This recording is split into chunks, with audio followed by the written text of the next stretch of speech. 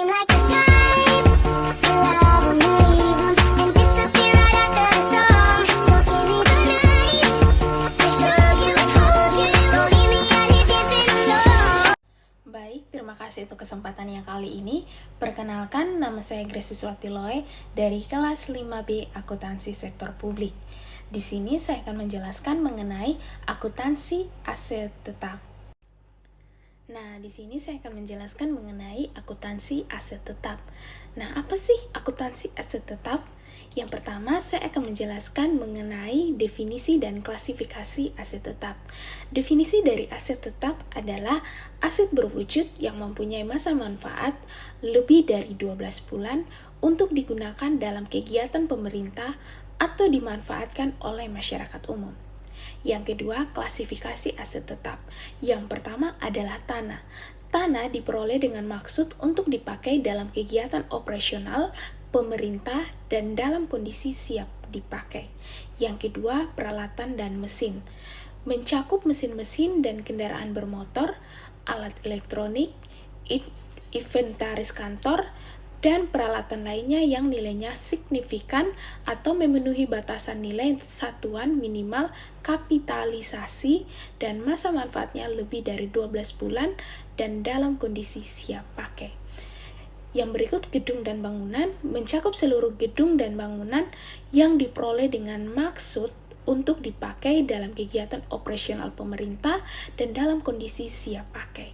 Yang berikut jalan irigasi dan jaringan mencakup jalan irigasi dan jaringan yang dibangun oleh pemerintah serta dimiliki atau dikuasai oleh pemerintah dan dalam kondisi siap pakai. Yang berikut aset tetap lainnya, antara lain koleksi perpustakaan, buku atau non-buku, barang bercorak seperti kesenian atau kebudayaan, hewan, ikan, dan tanaman. Khusus untuk hewan, ikan, dan tanaman, sesuai dengan kebijakan kapitalisasi aset tetap, disajikan secara ekstra kompatibel dan tidak disajikan di neraca. Berikut konstruksi dalam pengerjaan atau KDP, mencakup aset tetap yang sedang dalam proses pembangunan dan pada tanggal pelaporan keuangan belum selesai seluruhnya. Ketiga, saya akan menjelaskan mengenai pengakuan aset tetap. Di sini ada dua. Yang pertama, kriteria pengakuan. Aset tetap diakui jika manfaat ekonomi masa depan dapat diperoleh dan nilainya dapat diukur dengan andal. Berikut nilai minimum kapitalisasi. Aset tetap harus memenuhi nilai minimum kapitalisasi untuk diakui di neraca, kecuali untuk tanah, jalan, irigasi, jaringan, dan aset tetap lainnya seperti koleksi perpustakaan. Berikutnya ada pengakuan aset tetap.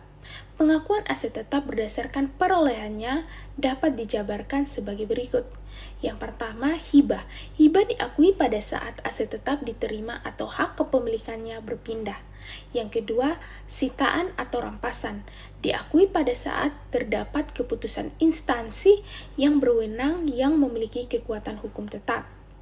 Yang berikut, kepemilikan tanah diakui pada saat terdapat bukti perpindahan hak kepemilikan atau penguasaan secara hukum, seperti sertifikat tanah.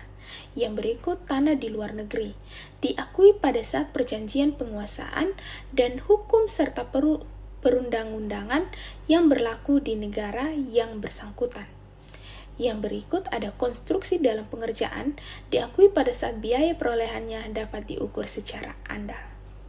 Selanjutnya saya akan menjelaskan mengenai perolehan aset tetap dapat melalui yang pertama pengadaan atau pembelian dengan cara pembelian secara tunggal atau gabungan atau kontrak, konstruksi dengan pihak ketiga atau swakelola.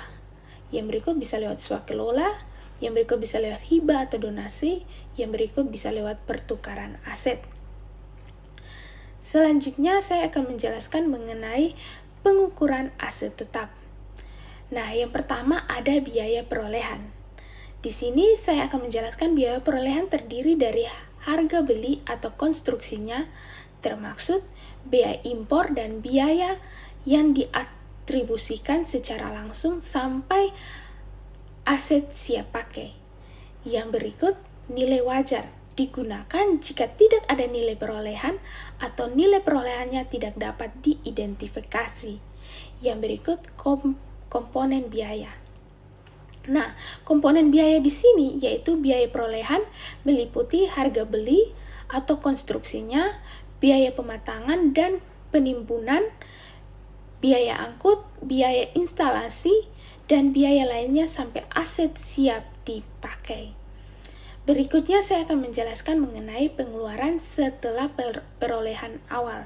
Nah, di sini ada kapital ekspenditur. Yang pertama, dikapitalisasi atau ditambahkan pada nilai tercatat aset jika memenuhi persyaratan, seperti bertambahnya masa manfaat, kapitalisasi, kualitas, dan volume aset.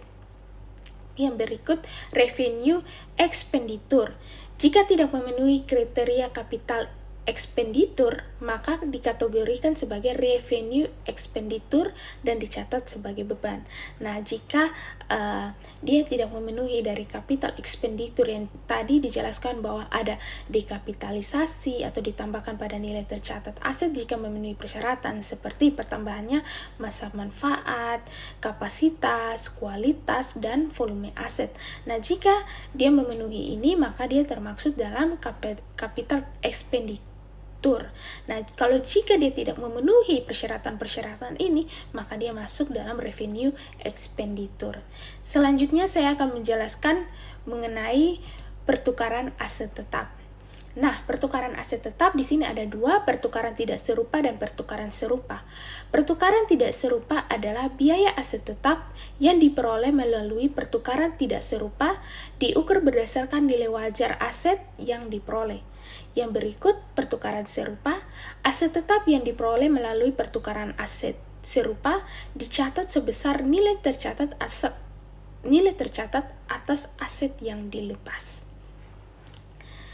Berikut saya akan menjelaskan mengenai penyusutan aset tetap. Nah, di sini definisi dari penyusutan adalah alokasi sistematis atas nilai aset tetap yang dapat disusutkan selama masa manfaat aset. Metode penyusutannya yaitu diperkenankan bagi pemerintah pusat adalah metode garis lurus.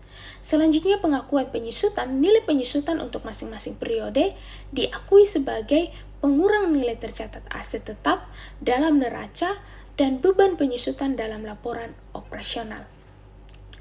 Selanjutnya saya akan menjelaskan mengenai penghentian dan pelepasan aset tetap. Penghentian yaitu di mana suatu aset tetap dieliminasi dari neraca ketika dilepaskan atau bila aset secara permanen dihentikan penggunaannya dan tidak ada manfaat ekonomi masa yang akan datang.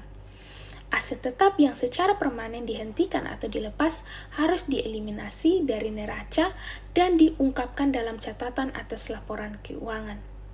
Pelepasannya, aset tetap dihentikan atau dilepas harus dieliminasi dari neraca dan diungkapkan dalam catatan atas laporan keuangan.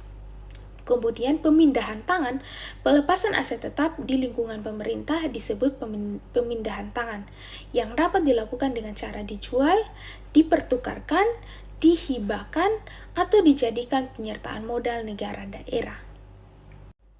Selanjutnya yaitu aset tetap yang hilang.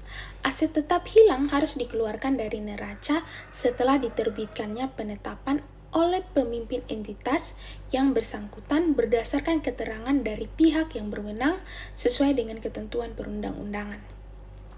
Penilaian kembali atau revaluation yaitu penilaian kembali aset tetap pada umumnya tidak diperkenankan karena SAP menganut penilaian aset berdasarkan biaya perolehan atau harga pertukaran.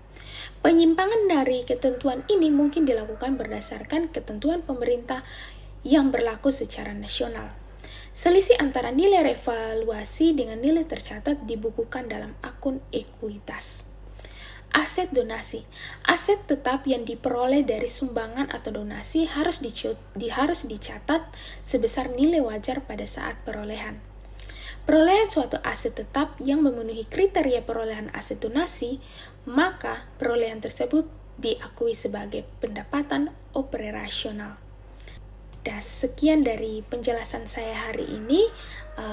Terima kasih telah menyaksikannya. Semoga bermanfaat bagi kita semua.